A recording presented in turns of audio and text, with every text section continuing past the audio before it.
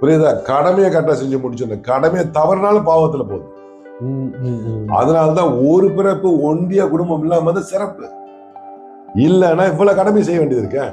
So இப்போ நம்மளை சுற்றி இருக்கிற சொந்தங்களுக்கு நமக்குன்னு ஒரு கடமைகளை கரெக்டாக நம்ம செஞ்சிடணும். செஞ்சுக்கிட்டே அந்த லைன்ல அப்படியே போக வேண்டியது, செஞ்சுக்கிட்டே போக வேண்டியது. இப்போ நான் ஒரு புது அனுபவத்தில் எனக்கும் இந்த சித்த மார்க்கத்தில் போகணுன்ற ஆசை இருக்கு. சரி, எனக்கு என்ன புக்ஸு இல்லை என்ன வே இல்லை யாரை எனக்கு ரிஃபர் பண்ணுவீங்க எந்த சித்தரை பற்றி படிக்கிறது? ரொம்ப சுலபமா உங்களுக்கு படிக்கணும்னு கேட்டீங்கன்னா, சித்தர் மெய்ப்பொருள்னு ஒண்ணு இருக்கு நூலு. வைத்திய ரத்னம் பலராமையா எழுதின நூலு.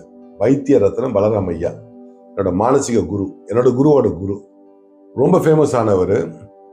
அவர் வந்தவாசி ஊர் நான் போயிருக்கேன், சமாதி ஆயிட்டாரு. அவர் போயிருக்கேன், நான் பார்த்துருக்கேன். 18 வயசுல அவர் நூலை படிக்க ஆரம்பிச்ச மனுஷன். இன்னைக்கு அவர் தான் எனக்கு இன்ஸ்பிரேஷன். வைத்திய ரத்னம் பலராமையா, அவர் போட்டோ இருந்தா கூட போட்டு விடலாம். அவர் போட்ட புக்கு சித்தர் மெய்ப்பொருள், ரொம்ப சுலபமா இருக்கும். சின்ன புக்கு தான், ஒரு 100 பேஜ் தான் இருக்கும். அதை வாங்கி படிங்க, சித்தரோட கான்செப்ட் என்னன்னு புரிஞ்சு போயிடும். கந்தசாமி எழுதின புக்கு ஒன்று இருக்கு இங்கிலீஷ்ல, இந்த சித்தா சிஸ்டம் போட்டு, அதையும் வாங்கி படிக்கலாம். சித்தர் நூலெல்லாம் கடுமையான தமிழ், கண்ணை கட்டி காட்டுல விட்ட மாதிரி இருக்கும்.